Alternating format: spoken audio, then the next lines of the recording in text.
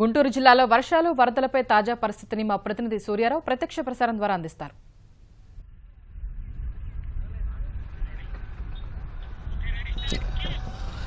గుంటూరు జిల్లాలో వరద ఉధృతి ఇంకా కొనసాగుతుంది. నిన్నటితో పోల్చి చూస్తే వర్షాలు కాస్త తగ్గుముఖం పట్టిన ప్రతిపాడు, బాపట్ల నియోజకవర్గాల్లో వరదలైతే ఇంకా మనకి ఉధృతి కొనసాగుతుంది.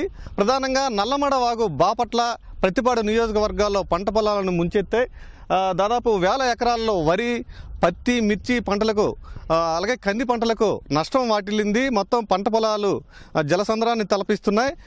కొన్ని చోట్ల ఇప్పుడిప్పుడే మిర్చి నాట్లు వేశారు, అవి కూడా కాస్త మొత్తం నష్టం వాటిల్లింది.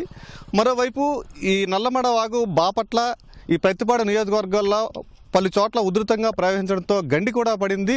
ఈ కాకుమాన మండలం గార్లపాడు వద్ద గండి పడడంతో మొత్తం గ్రామం జల దిగ్బంధంలో చిక్కుకుంది.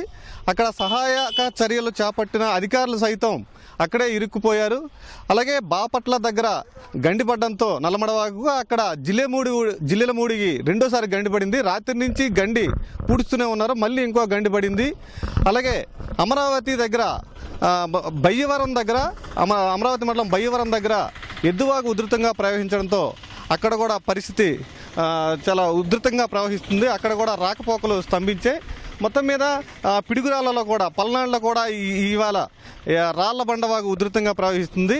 అక్కడ కూడా వేమవరం దగ్గర 2-3 గ్రామాలకు రాకపోకలు నిలిచిపోయే పరిస్థితి నెలకొంది. మొత్తం మీద నిన్నటితో పోల్చి చూస్తే వర్షాలు కాస్త తగ్గుముఖం పట్టిన వరద ఉధృతి, నిన్న కురిసిన వర్షాలకు వరద ఉధృతి అయితే ఇంకా కొనసాగుతుంది. మరోవైపు జిల్లా యంత్రాంగం, మంత్రులు కూడా క్షేత్రస్థాయిలో పర్యటిస్తూ రైతులకు జరిగిన నష్టాన్ని క్షేత్రస్థాయిలో పరిశీలించేందుకు ఇప్పుడిప్పుడే వెళ్తున్నారు. అలాగే ఇప్పటి వరకు జిల్లాలో 28,000 హెక్టార్లలో మొత్తం వరి, అలాగే పత్తి, మిర్చి పంటలకు నష్టం వాటిల్లిందని ప్రాథమికంగా అంచనా వేశారు. ఇవాళ మళ్ళీ పూర్తి ఖచ్చితమైన నివేదికలు రూపొందించిన తర్వాత రైతులను ఆదుకుంటామని భరోసా ఇస్తున్నారు.